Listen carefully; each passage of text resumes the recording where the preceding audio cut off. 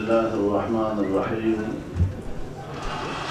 نحمده ونصلي على رسوله الكريم أما بعد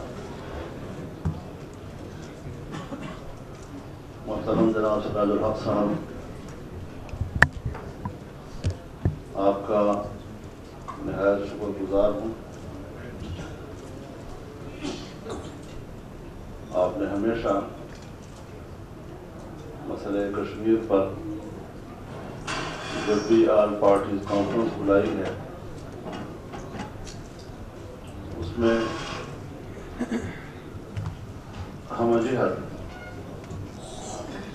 تقریباً تمام تنظیموں کا احاطہ کیا جاتا ہے اور ان کو ایک پلیٹ فارم پر جمع کیا جاتا ہے۔ آج بھی ماشاءاللہ بڑے اچھے نظم کے ساتھ ملک کے طول عرض کے تمام تنظیمیں، ہر مکتب خیال سے متعلق لوگ یہاں تشریف فرما ہیں، اور خاص طور پر ان حالات میں مسئلہ کشمیر کی جو اہمیت اجاگر ہوئی ہے، مانتے ہیں کہ ہم کشمیریوں کے ہم نوا ہیں، کشمیریوں کے ترجمان ہیں، پاکستان ان کا وکیل ہے، لیکن یہ بھی ماننا پڑے گا کہ حالات کے بدلنے کے ساتھ ساتھ اگر اس مسئلے میں جان ڈالی ہے، اگر اس مسئلے میں روح ڈالی ہے، تو کشمیریوں نے اپنے خون سے ڈالی ہے، اور اس کا کریڈٹ بہرحال ان قربانیوں کو جاتا ہے جو کشمیری میدان جنگ میں دیا کرتے ہیں، روڈوں پہ آتے ہیں اور عوامی مظاہرات کرتے ہیں اور سنگینوں کے سائے تلے کرتے ہیں، یہ دیکھتے ہوئے کہ اگر میں پاکستان زندہ باد کا نعرہ لگاؤں گا تو اگلے لمحے میری جان نہیں ہوگی، لیکن اس کے باوجود وہ بڑے جرأت کے ساتھ اپنی یہ بات کرتے ہیں اور اپنی تحریک کو جلا بخشتے ہیں۔ یہاں بہت سے اکابرین کی باتیں میں نے سنی اور مجھے اس سے رہنمائی بھی حاصل ہوئی۔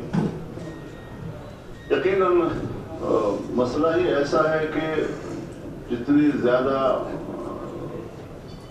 سوچ اور ذہن یہاں بیٹھے ہوں گے تو ہر ایک اپنی اپنی تجویز بھی، اپنی اپنی رائے بھی، کوئی دلیل بھری بات کرے گا، کوئی جوش بھری بات کرے گا، کوئی جذبات کی بھری بات کرے گا، لیکن ساری چیزیں اکٹھی ہوتی ہیں تو پھر اس کا ایک خلاصہ نکلتا ہے اور اس میں پھر ایک جامعیت بھر جاتی ہے۔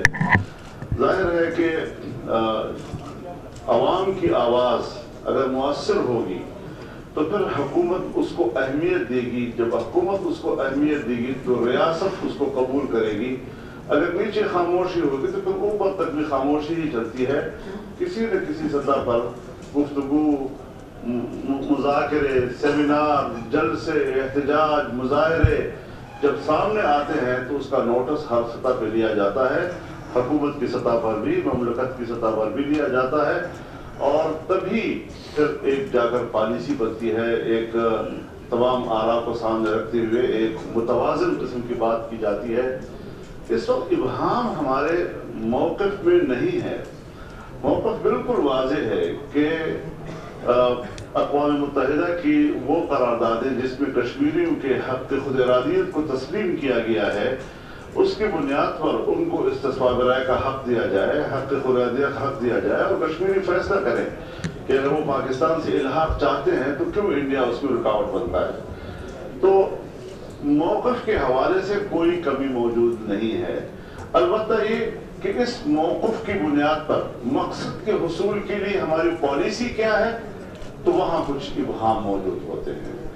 اس اعتبار سے ہم بار بار حکومت سے بھی کہہ چکے ہیں، کمیٹی بھی یہ بات کہہ چکی ہے کہ ایک پارلیمنٹ کا اجلاس اگر مشترکہ ہو تب بھی دونوں ایوانوں میں بھی یہ ایجنڈا آنا چاہیے، تاکہ قوم کے نمائندے، ہر مکتب خیال کے لوگ وہاں موجود ہیں، وہ وہاں پر ایک پالیسی پہ بحث کرے کہ ہمیں کرنا کیا ہے۔ اس میں ہماری وزارت خارجہ کا کیا رول ہے، ہماری گورنمنٹ کا کیا رول ہے، بین الاقوامی ادارے کیا کر رہے ہیں، اس میں اپنی آواز کو مؤثر بنانے کے لیے کیا حکمت عملی ہمارے پاس ہونی چاہیے، لابنگ کیسی کرنی چاہیے، اس پر ہماری کوئی اسٹریٹجی موجود نہیں ہے، جس کی وجہ سے ہمیشہ یہ شکایات سامنے آتی ہے کہ آپ کشمیر کے لیے کیا کرتے ہیں۔ جب پالیسی واضح نہیں ہے تو موقف تو ہمیں معلوم ہے کہ ہمارا موقف کیا ہے۔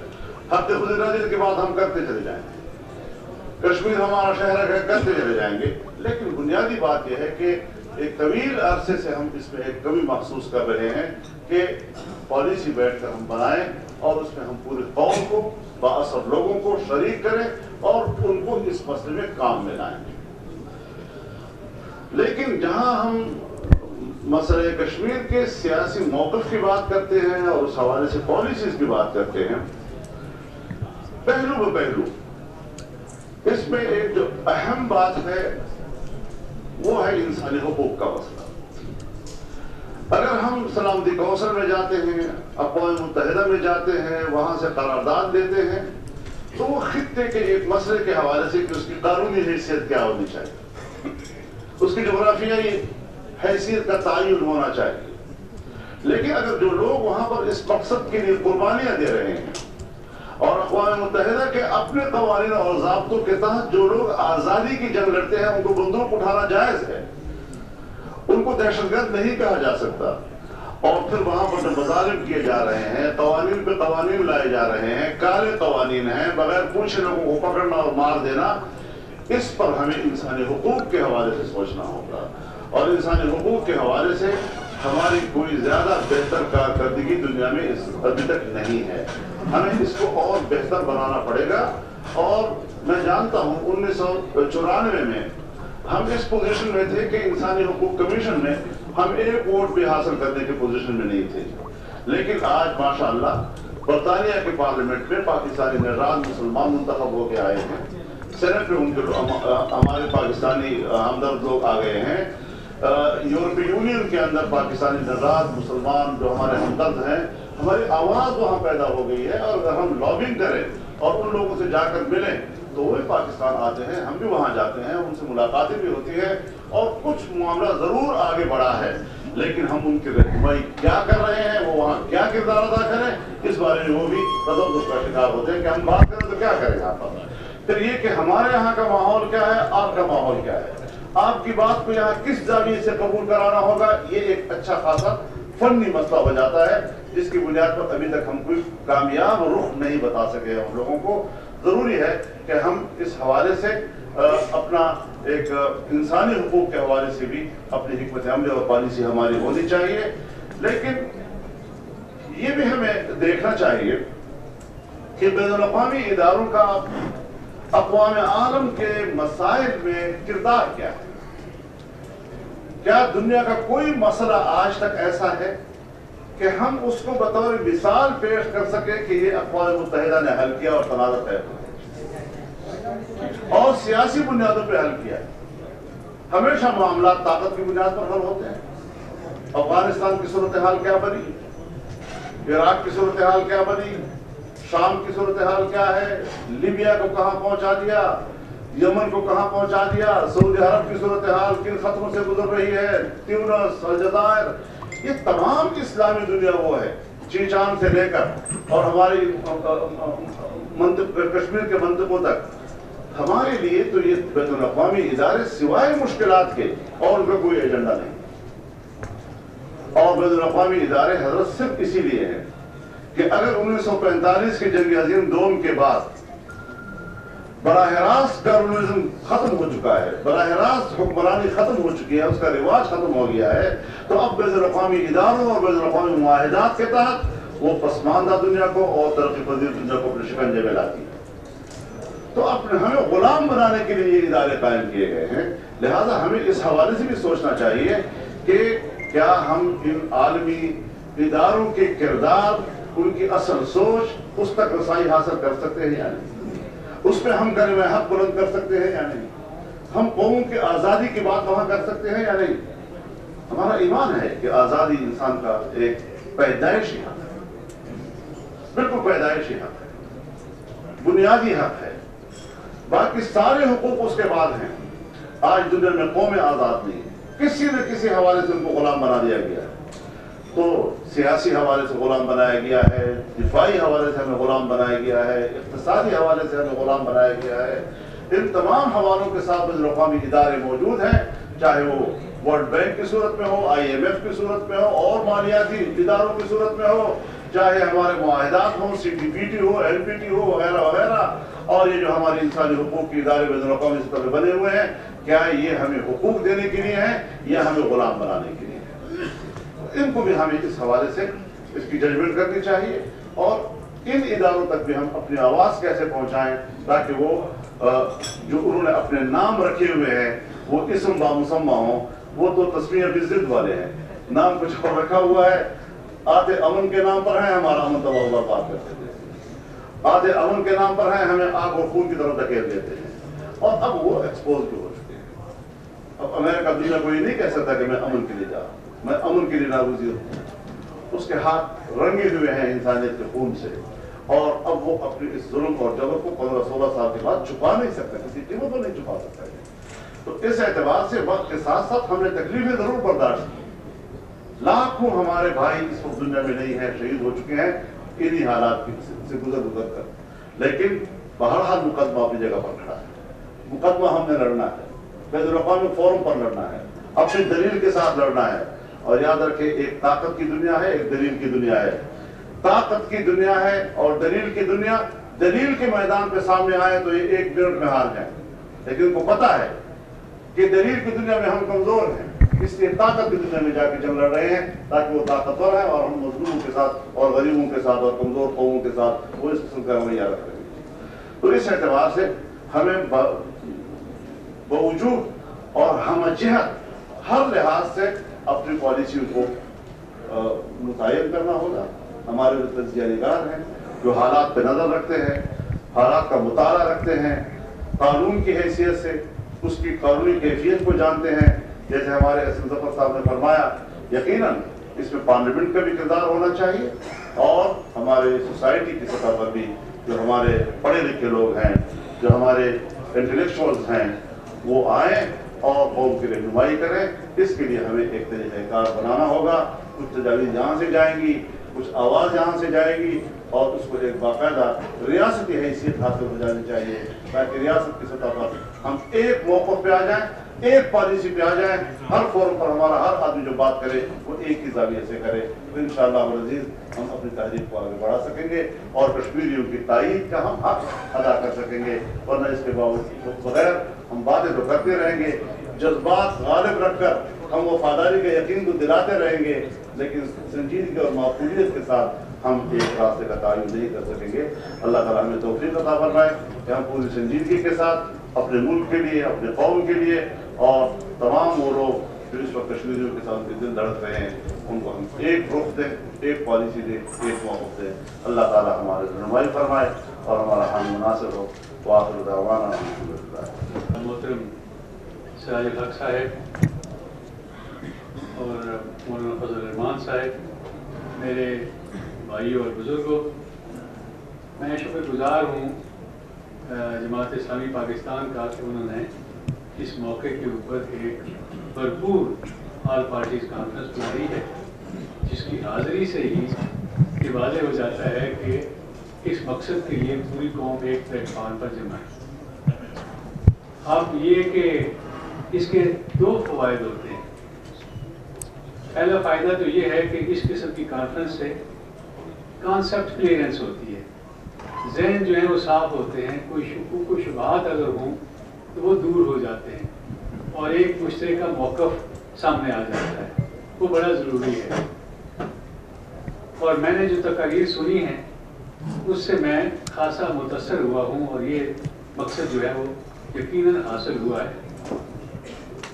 मैं अपने भाई जनाब जावेद हाशमी साहब की तकरीर की मैंने सुनी है, और वो उसमें साबिक बहुत वाज़ेह ज़हन रखते हैं हर मामले में, और बिलखुसूस कश्मीर के मामले में।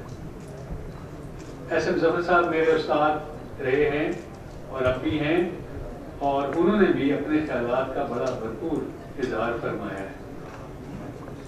मैं सिर्फ کچھ تقاریر کی وجہ سے تھوڑی سی وضاحت کرنا چاہتا ہوں۔ پہلی بات تو یہ ہے کہ جو اقوام متحدہ کا چارٹر ہے، یو این چارٹر، اس کے اندر جو ابتدا میں ہی مقصد بیان کیا گیا ہے اقوام متحدہ بنانے کا، اس میں یہ لکھا گیا ہے کہ اس ادارے کے قیام کا مقصد واحد صرف ایک ہے کہ جن اقوام کو، جن معاشروں کو یہ اس وقت تک موقع نہیں ملا کہ وہ اپنی قسمت کا خود فیصلہ کریں، ان کو حق خود ارادی دیا جائے۔ یہ ابتدا میں ہی یو این کے چارٹر کے اندر لکھ دیا گیا ہے۔ اسے یہ کوئی عجوبہ یا اجنبی بات نہیں ہے کہ آدمی اقوام متحدہ سے یہ مطالبہ کرے کہ اگر باقی ممالک و معاشروں کو یہ حق ملا ہے تو کشمیریوں کو اس سے کیوں محروم رکھا جائے، اور یہ ان کا فرض ہے۔ ان کے وجود کا ثبوت اسی بات سے مل سکتا ہے، ورنہ اقوام متحدہ اور کیا کام کرے گی اگر یہ کام بھی نہیں کر سکتی۔ لیکن دو معاملات ایسے ہیں جس میں اقوام متحدہ فیل ہوئی ہے، وہ ایک تو فلسطین کا مسئلہ ہے اور دوسرا کشمیر کا مسئلہ ہے۔ اور پاکستان جیسا ملک اور ہمارے ساتھ جو باقی اسلامی ممالک ہیں، ان میں سے اکثر و بیشتر انہی دو مسائل کے اوپر اپنی توجہ مرکوز رکھتے ہیں، اور یہ ہمارا فرض بھی ہے۔ اور اقوام متحدہ کے چارٹر میں یہ بھی لکھا ہوا ہے کہ اگر کوئی معاملہ سیکیورٹی کونسل یا اقوام متحدہ کسی کا فیصلہ کرتی ہے، کسی معاملے کو قرارداد کے ذریعے سے ایک موقف اپناتی ہے، تو اس کے خلاف کوئی دو ملک یا زیادہ ممالک آپس میں مل کر اس کو رد نہیں کر سکتے، اس کے مخالف کوئی فیصلہ نہیں کر سکتے۔ اس لیے انہوں نے یہ کہا ہے کہ اگر کوئی دو ممالک جو اقوام متحدہ کے ارکان ہیں، دو ہوں یا اس سے زیادہ ہوں، اگر وہ کوئی آپس میں معاہدہ کر لیں تو ہمیں پابند کیا گیا ہے کہ وہ معاہدہ اقوام متحدہ کا جو سیکریٹریٹ ہے اس میں وہ جمع کروائیں گے۔ یہ آرٹیکل 101 یا 102 بھی ہے۔ اور اگر وہ متصادم ہوں اقوام متحدہ کے فیصلے سے، خواہ وہ چیپٹر 6 کا ہو یا 7 کا ہو، تو اس حد تک کہ وہ متصادم ہو، وہ کالعدم تصور کیا جائے، اس کی کوئی حیثیت نہیں ہو۔ اس لیے یہ ذہن صاف کر لینا چاہیے کہ اگر انڈیا کے ساتھ اس سے پہلے اگر کوئی معاہدہ ہوا ہے، خواہ وہ شملہ معاہدہ ہو یا معاہدہ تاشقند ہو، وہ اقوام متحدہ کی قراردادوں کے اوپر اثر انداز نہیں ہو سکتا۔ یہ خود اقوام متحدہ کا چارٹر ہے، اس لیے اس کے دباؤ کے اندر کبھی نہیں آنا چاہیے۔ میں نے بین الاقوامی طور پر کشمیر کے بارے میں اللہ تعالیٰ کی توفیق سے کافی جگہوں پر میں گیا۔ ایک بار میں مشرق وسطیٰ کے ممالک کی میٹنگ تھی، اس کے بعد جو پریس کانفرنس ہونی تھی تو سب نے مجھے یہ کہا کہ آپ اس پریس کانفرنس کو، اس ساری مجلس کی طرف سے آپ اس کو ایڈریس کریں گے۔ مجھے کسی نے کہا آپ خیال رکھیں کہ یہاں ہندوستان کے اخباری نمائندے بھی بہت ہیں، ہندوستان کے بہت لوگ ہیں وہاں، لیکن اخباری نمائندے بھی بہت ہیں، کوئی ایسا سوال وہ نہ کر بیٹھیں جس کے لیے آپ نے تیاری نہ کی ہو۔ میں جب وہاں گیا تو انہوں نے پہلا سوال یہ کیا کہ بھارت تو کہتا ہے جی کہ یہ اکتوبر ڈنگ ہے، تو آپ اس کو اس سے کیسے پرے ہٹا سکتے ہیں، کیسے پیچھے ہٹا سکتے ہیں؟ آپ کہتے ہیں یہ ہماری شہراگ ہے اور بھارت کہتا ہے کہ یہ ہمارا اٹوٹ ڈنگ ہے۔ میں نے کہا صرف ایک بات میں آپ سے پوچھتا ہوں کہ یہ اٹوٹ انگ کب بنا؟ اگر کوئی اس قسم کی دستاویز آپ کے پاس ہو جو مہاراجہ کشمیر نے دستخط کیے ہوں، تو پھر بھارت کیوں گیا تھا یو این او میں کہ اس کا فیصلہ کیا جائے؟ اور یو این او نے پھر ایک نہیں 23 قراردادیں یو این او نے منظور کی ہوئی، اور ہر قرارداد کے نیچے یہ لکھا ہوتا ہے کہ ان 15 ممالک نے جو سیکیورٹی کونسل کے ارکان ہیں، 5 مستقل اور باقی 11 غیر مستقل جو 2-2 سال کے لیے ہوتے ہیں، ان کے نام لکھے ہوئے ہیں کہ کون اس کے حق میں تھا اور کون اس کے خلاف تھا اور کس نے ایبسٹین کیا ہے، کس تاریخ کو یہ پیش ہوا. 23 کی 23 قراردادوں کو کے خلاف ایک ووٹ بھی نہیں آیا. نہ انڈیا نے اس کے خلاف ووٹ دیا، نہ روس نے دیا، نہ ہندوستان کے کسی اور ملک نے دیا. ساری قراردادیں جو ہے 23 کی 23 وہ اس لحاظ سے بالاتفاق سمجھی جاتی ہے، یونینیمس سمجھی جاتی ہے، کوئی بھی اس کے خلاف نہیں. اور اگر بھارت ہر دفعہ اس قرارداد کے حق میں ووٹ دیتا رہا، کبھی ایبسٹین بھی نہیں کیا، تو پھر میں نے کہا کہ کب پھر یہ آپ کا اٹوٹ انگ بنا؟ جو آپ کہتے ہیں جی کہ مہاراجا نے وہ لکھ کر دیا تھا، تو اس کے جواب میں لارڈ ماؤنٹ بیٹن جو وائسرائے تھا، اس نے اس کا جواب ان کو یہ لکھا وائسرائے کو کہ آپ نے یہ کہا تھا کہ یہاں شورش ہو گئی ہے اور لوگ بغاوت کر چکے ہیں، تو آپ ہماری مدد کریں تاکہ لا اینڈ آرڈر قائم رہے. تو ہم آپ کو کچھ فوج بھیج رہے ہیں. لیکن انہوں نے کہا کہ برطانیہ کی پالیسی کے مطابق، اس اصول کے مطابق کشمیریوں کے مستقبل کا فیصلہ خود کشمیری کریں گے. یہ لارڈ ماؤنٹ بیٹن نے جواب لکھ کر بھیجا ہے، جو کتابوں میں، رسالوں میں، ہر جگہ موجود ہے. تو میں نے کہا کہ اس پر بھی بھارت نے کوئی اعتراض نہیں کیا. وہ کہنے لگے یہ پنڈت جواہر لال نہرو کی غلطی، اس کو اول تو وہاں جانا نہیں چاہیے تھا. جب ہمارے خلاف فیصلے ہو رہے تھے تو اس کو اس سے الگ ہو جانا چاہیے تھا، لیکن وہ اسی سے چمٹا رہا. آج اس کا نتیجہ یہ ہے کہ بی جے پی کی یہ حکومت وہ کوئی بات کرتی ہے تو آج بھارت کے اندر بہت سارے لوگ موجود ہیں.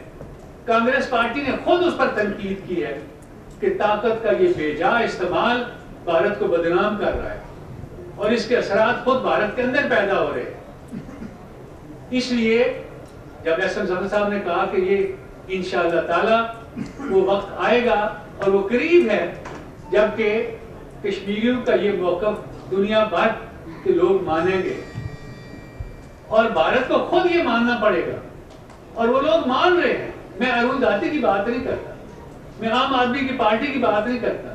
انہیں مارن بھی پڑی، گالیاں بھی کھائی انہوں نے، لیکن وہ کہتے ہیں کہ یہ غلط کر رہے ہیں. اس لیے اب باقی دنیا کے اندر بھی آپ دیکھتے ہیں کہ یو این کے سیکرٹری جنرل نے بھی بیان دیا، او آئی سی نے بھی بیان دیا، عرب لیگ نے بھی بیان دیا. لیکن 3 دن پہلے کی بات ہے کہ شیخ الازہر، مصر کے جو الازہر یونیورسٹی کے سربراہ ہیں، وہ سیاسی بیانات نہیں دیتے عالمی سطح. ان کی حیثیت بھی نائب وزیر اعظم کی ہوتی ہے. انہوں نے بھی یہ بیان دیا ہے کہ بھارت ظلم کر رہا ہے، بھارت کا موقف ناجائز ہے، اور عرب لیگ کو جس کا ہیڈ کوارٹر قاہرہ کے اندر ہے، انہیں اپنا فوری اجلاس بلا کر بھارت کے اس رویے کے خلاف آواز بلند کرنی چاہیے. یہ پہلے نہیں ہوا تھا.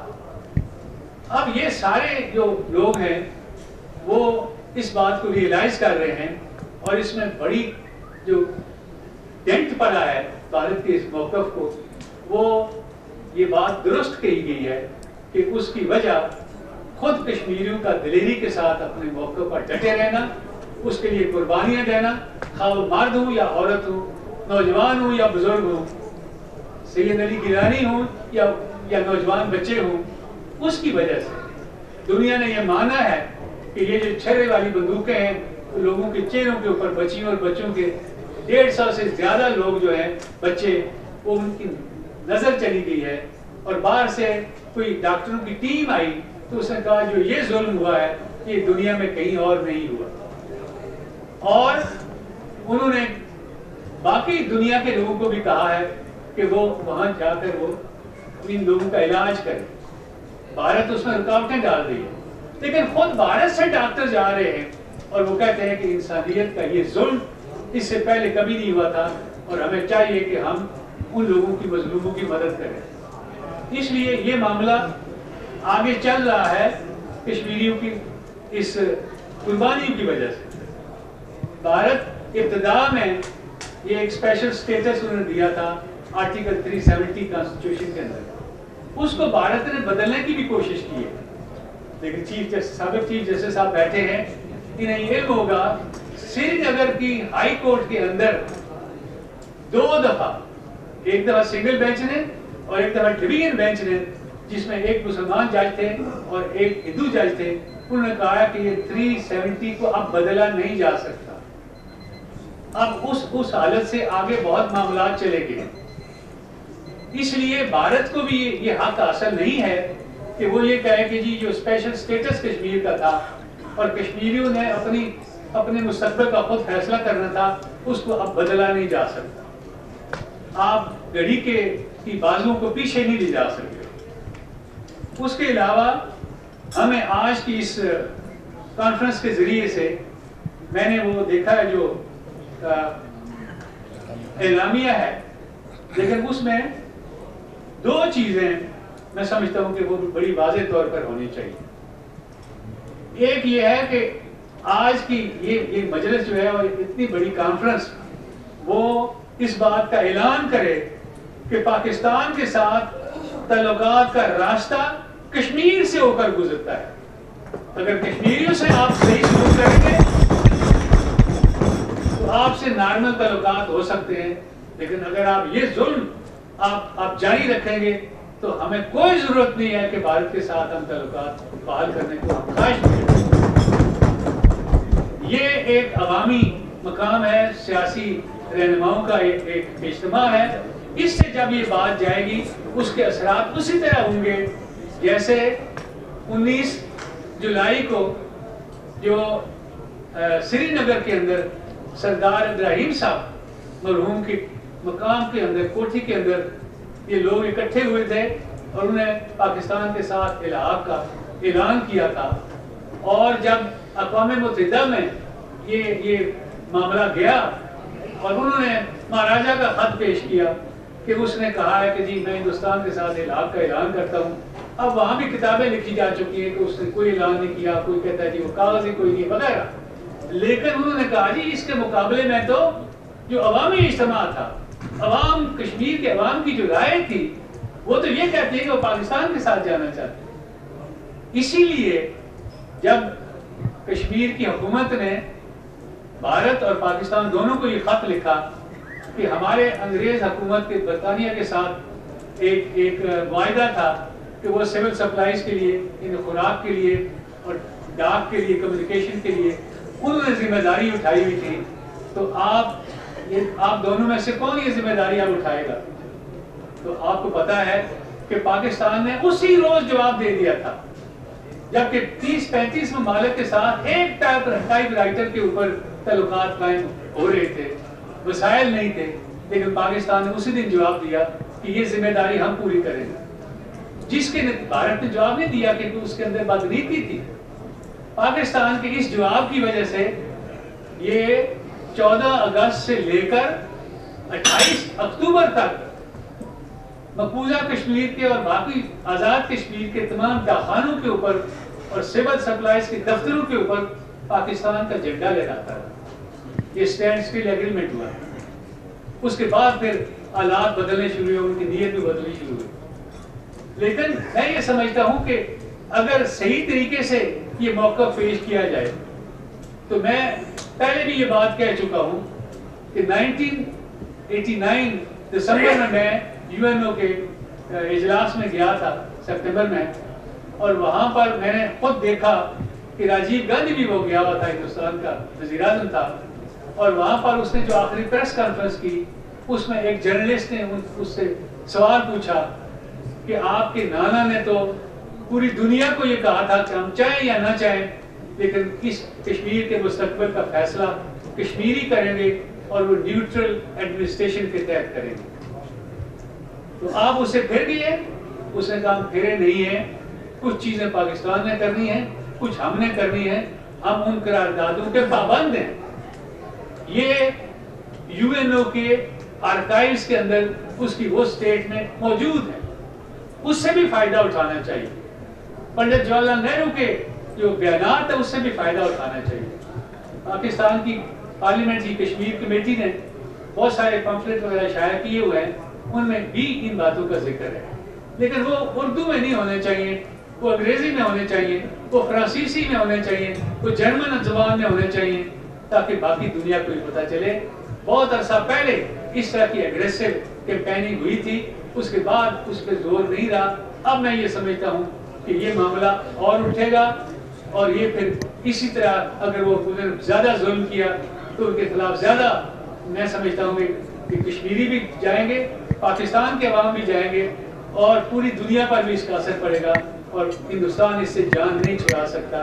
कश्मीरियों के मुस्तक़बिल का फैसला इंशाअल्लाह ताला कश्मीरी ही करेंगे।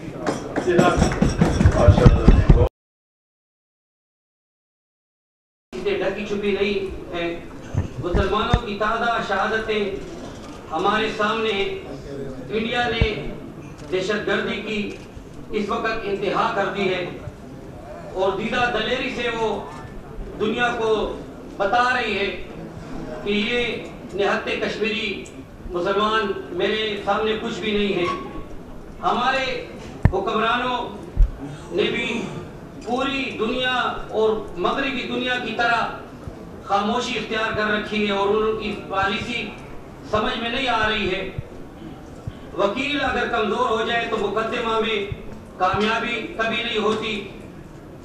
बैनुल-अक़वामी फोरम पर भी इस वक्त मसले कश्मीर कमजोर पड़ रहा है।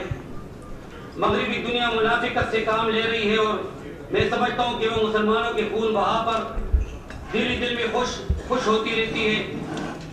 उसकी मिसाल आपके सामने पूरी इस्लामी दुनिया में जंगें बरपा हैं और रात दिन मुसलमानों का कत्लेआम हो रहा है, लेकिन वहाँ अमेरिका और अक़वाम मुत्तहिदा और मगरिबी दुनिया की पॉलिसियाँ कुछ और होती हैं।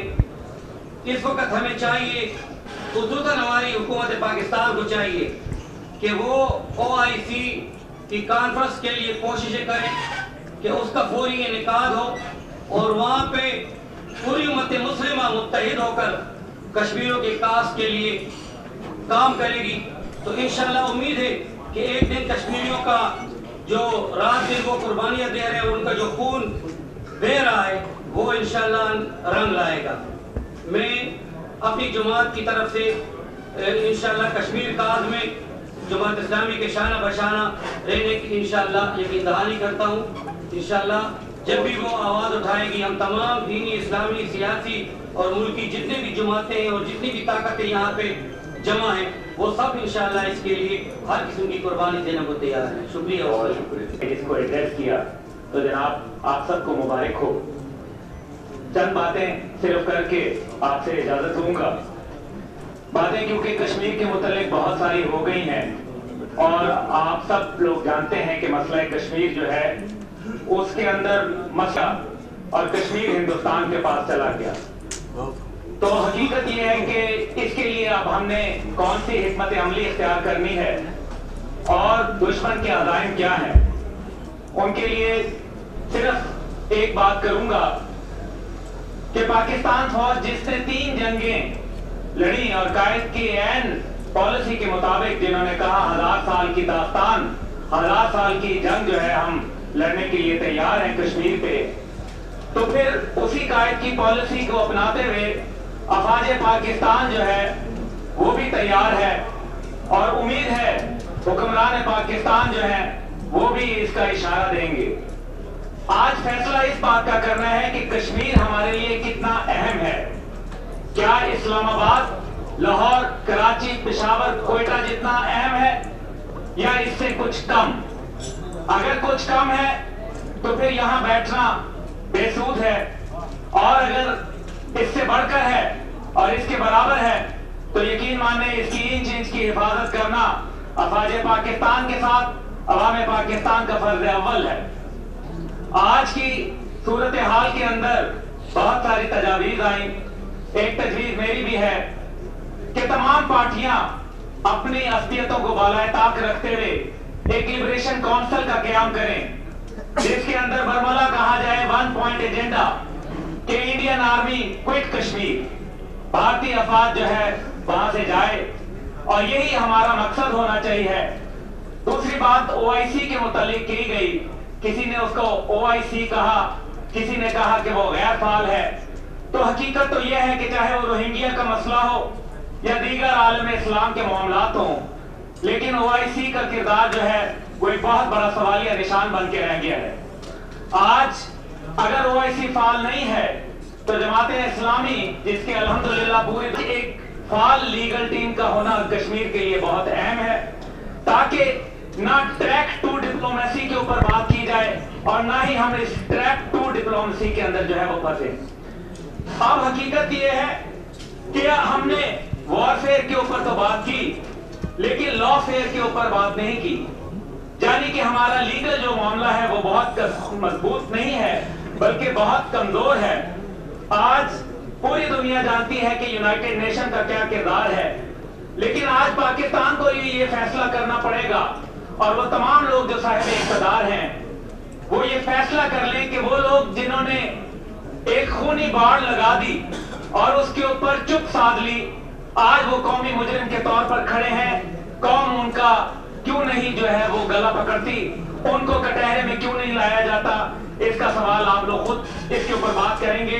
انڈیا سینٹرک پالیسی کے فوجی جرنیل، علیہ صاحب آخری منٹ لوں گا، انڈیا سینٹرک جو پالیسی کے فوجی جرنیل جنہوں نے اپنے چھاتیوں پہ کشمیر کی آزادی کے لیے تمغے لگائے ہوئے ہیں، وہ آج اس بات کے اوپر فیصلہ کریں کہ اور قوم کو اپنے ساتھ کھڑا کریں۔ انشاءاللہ تعالی ہم چکوٹی تو کیا اس سے آگے بھی جانے کے لیے تیار ہیں۔ جو آخری بات صرف یہ ہے کہ ڈیفائنس، ڈیٹرنس اور ڈائیلاگ کی پالیسی کو اپناتے ہوئے ہمیں آگے بڑھنا چاہیے، ہمیں ریسپیکٹفلی، سلیکٹیولی دفاع کرنا ہے اور دنیا کو باور کرانا ہے کہ مسئلہ کشمیر جو ہے وہ بیرونی ایک انٹرنیشنل مسئلہ ہے، اور جو وہاں کے عوام ہیں اور بالخصوص کشمیر کے جو جوان ہیں، وہ آج میں ان کو مخاطب کر کے کہنا چاہتا ہوں کہ آپ پاکستان کی حکومت سے تو شاید تقاضا کر سکتے ہیں کیونکہ پاکستان میں اسلام آباد مقبوضہ ہے۔ جس دن پاکستان کا اسلام آباد مقبوضہ آزاد ہوگا، کشمیر بھی آزاد ہوگا، باقی دنیا کے ممالک بھی آزاد ہوں گے۔ پہلے یہاں آزادی حاصل کرنی پڑے گی، لیکن باخدا کشمیری جوانوں، پاکستان کے عوام جو ہیں وہ آپ کے ساتھ جو ہے کھڑے ہیں، آپ کے دکھ کو محسوس کرتے ہیں، آپ کے لیے پیغام دیتے ہیں کہ پاکستان کی پوری قوم سیسا پلائی دیوار بن کے کھڑی ہو جائے گی۔ نہ ٹیپی ہوگا جناب لیاقت صاحب، نہ ٹیپی ہوگا، نہ کیسا 1000 ہوگا، نہ ہی ہم کسی اور کو بات کریں گے، کیونکہ قرآن کہتا ہے مفہوم آیات سورہ نساء 144 اور 45 کے اے ایمان والوں، مسلمانوں کے مقابلے میں آنے والی کافر اقوام کے ساتھ تعلقات ختم کرو اور بے شک منافقین جہنم کے سب سے نچلے درجے میں موجود ہوں گے۔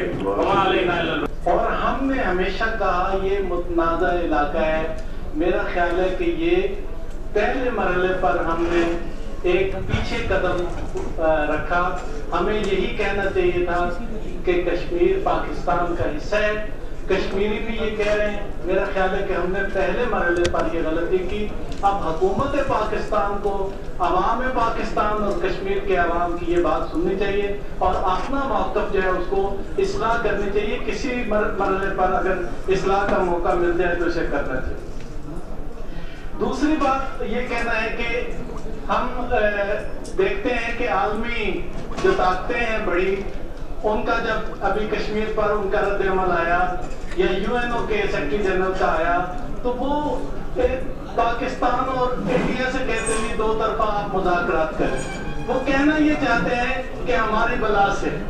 میرا خیال ہے کہ یہ ڈپلومیسی کی دنیا میں جملوں کو صرف سمجھنے کی ضرورت ہے، انہیں اس سے کوئی دلچسپی نہیں ہے۔ ہم بار بار جو ہے وہ ان سے امید لگائے بیٹھے ہیں۔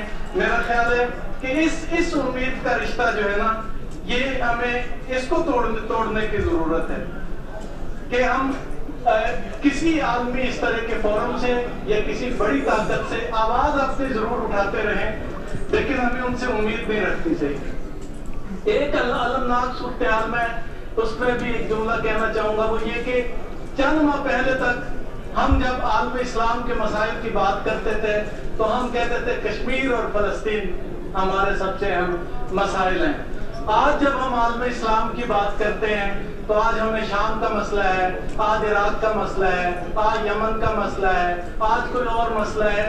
عالمی طاقتوں نے اور صہیونی طاقتوں نے ہمیں ادھر لا کے دھکیل دیا ہے کہ تم بھول جاؤ کشمیر اور فلسطین کو۔ انہوں نے ہمیں اس طرح سے الجھا دیا ہے۔ پاکستان اگر باقی ہم چاہتے ہیں کہ عالم اسلام کی قوت اپنے ساتھ ملائے تو پاکستان کو ان مسائل میں اپنا ثالثی کا رول پلے کرنا پڑے گا، تاکہ ہم یہاں پر پورے عالم اسلام کی قوت کو جو ہے وہ اس سے استفادہ کر سکیں۔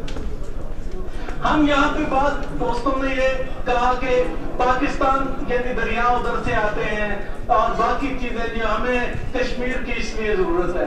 میں واضح کے طور پہ میں کہنا چاہوں گا، کشمیری ہمارے جسم کا حصہ ہیں، ہم اور وہ ایک ہیں۔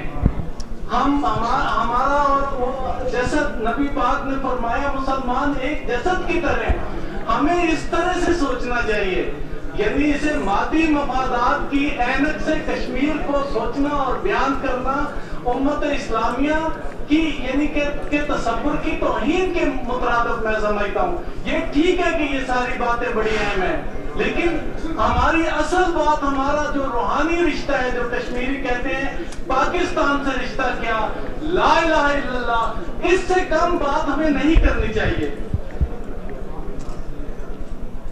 ایک چند اچھی تجاویز بہت ساری احباب کی طرف سے آئی ہیں، میرا خیال ہے ہم نے کوشش کی ہے اس کو کہ ہم اپنی اس میں شامل کر لیں۔ ایک جو وزارت خارجہ کی طرف سے ایک اسپیشل انوائی کی تجویز جناب اعجاز الحق صاحب نے کی ہے، پیش کی، میرا خیال ہے اس پر سٹریس کرنا چاہیے۔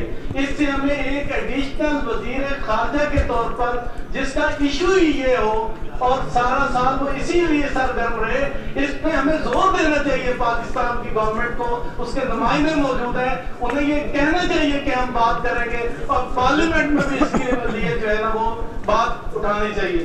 اور بھی بہت ساری باتیں تھی لیکن کہنے والے اور ہیں، انشاءاللہ کہہ لیں گے۔ السلام علیکم ورحمۃ اللہ وبرکاتہ۔ زندگانی میں ہے یہی مردوں کی شمشیریں، کوئی اندازہ کر سکتا ہے اس کے زور بازو کا، کوئی اندازہ کر سکتا ہے اس کے زور بازو کا، نگاہ مرد مومن سے بدل جاتی ہے تقدیریں۔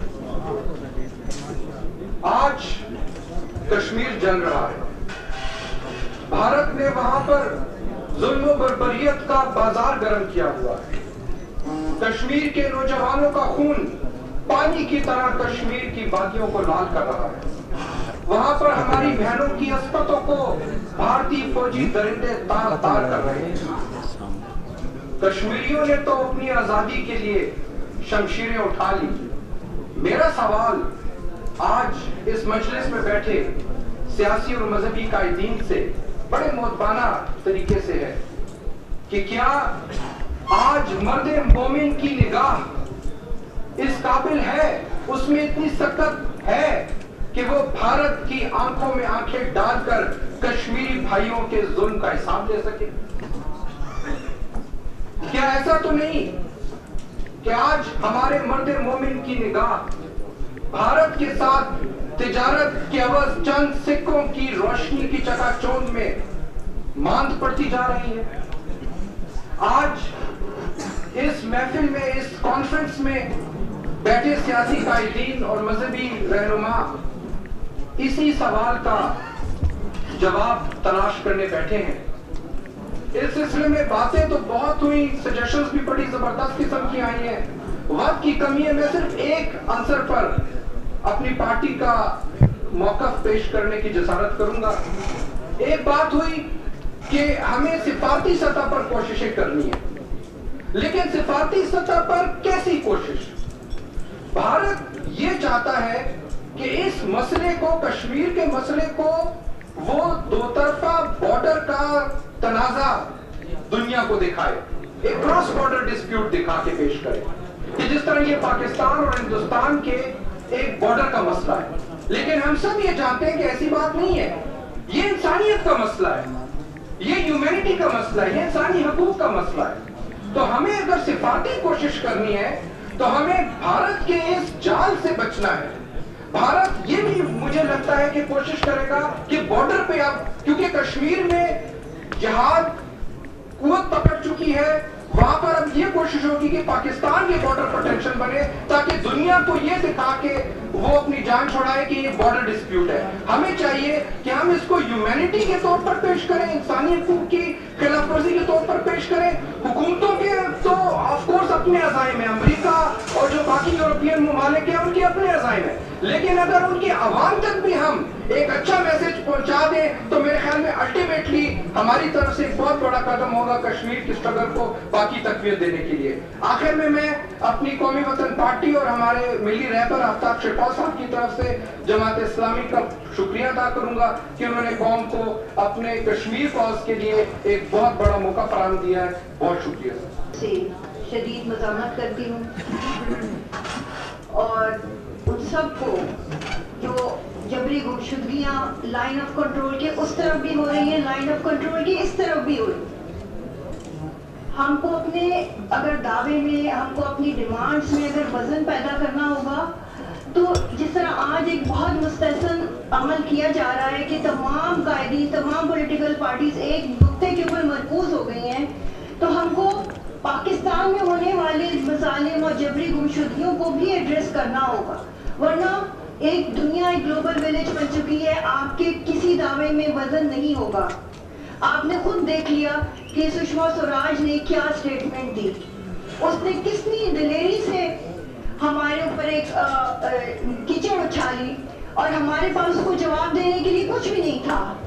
मैं इस एपीसी के तवस्सुत से ये भी डिमांड करूंगी अपने मजलूमीन की तरफ से कि सुषमा स्वराज की जो स्टेटमेंट है उसका सख्ती से नोटिस लिया जाए और कोई ऐसा अमल करके दिखाया जाए कि आप उसकी स्टेटमेंट का जवाब दे सकें। आप उन्हें बताएं कि पाकिस्तान अपने मसाइल भी हल करना जानता है, अपनी जबरी गुमशुदगियाँ, अपनी जो ख़वातीन के ऊपर बेहुरमतियाँ हो रही हैं और लाइन ऑफ कंट्रोल की दूसरी तरफ भी हम तभी डिमांड पेश कर सकेंगे।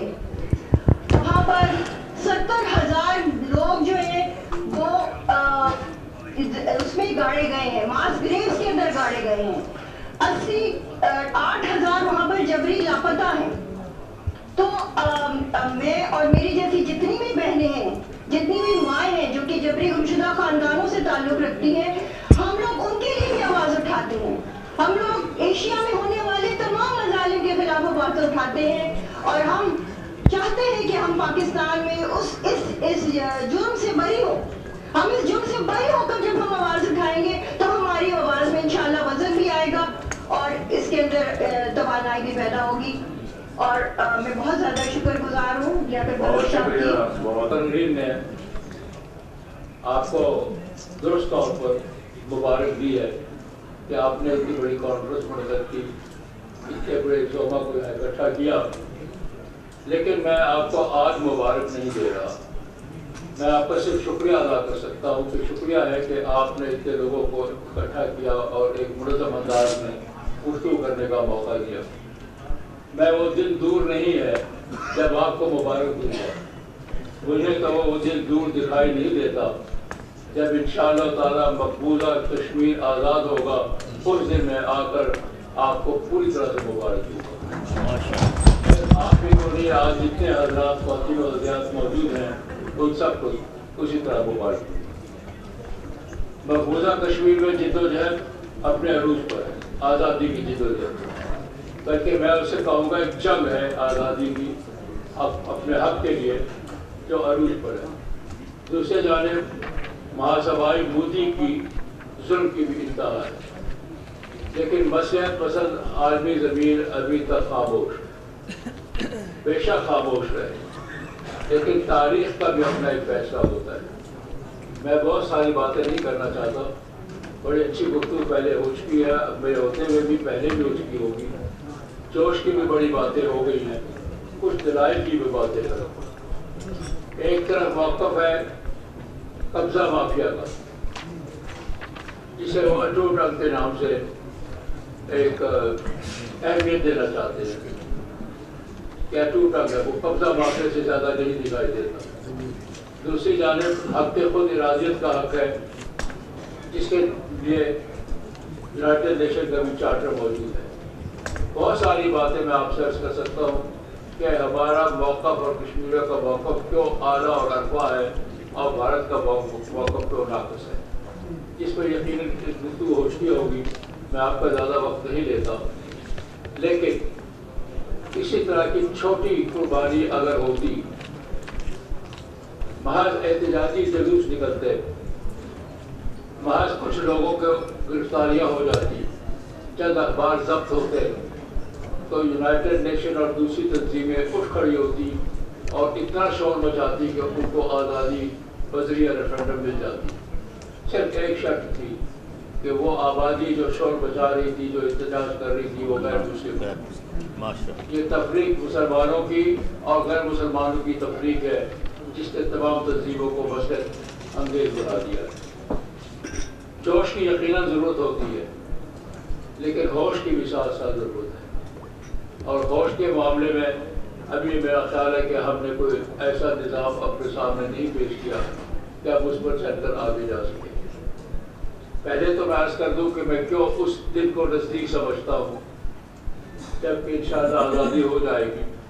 कि तारीख़ इस बात की गवाह है कि जब कोई जिद्दोजहद इतना तवील अरसा रह जाए, कामयाब हो और चलती रहे, और जब फौजी बूटों की तादाद 5 लाख से ज़्यादा बढ़ जाए, तो फिर बूटों की वापसी और आज़ादी नज़दीक हो जाती है।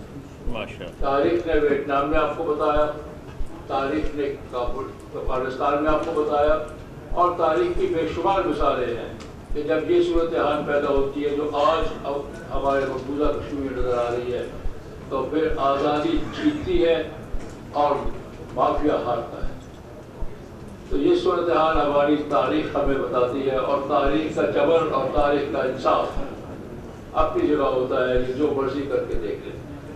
ये दुरुस्त है कि हुकूमत काफ़ी हद तक कमज़ोर रही है अपने मौक़िफ़ पेश करने में, लेकिन बेहतर है कि हम हुकूमत को बताएं कि वो क्या कुछ कर सकते हैं, क्योंकि बिलाखिर हुकूमत ने ही बहुत सारी कार्रवाइयाँ करनी है।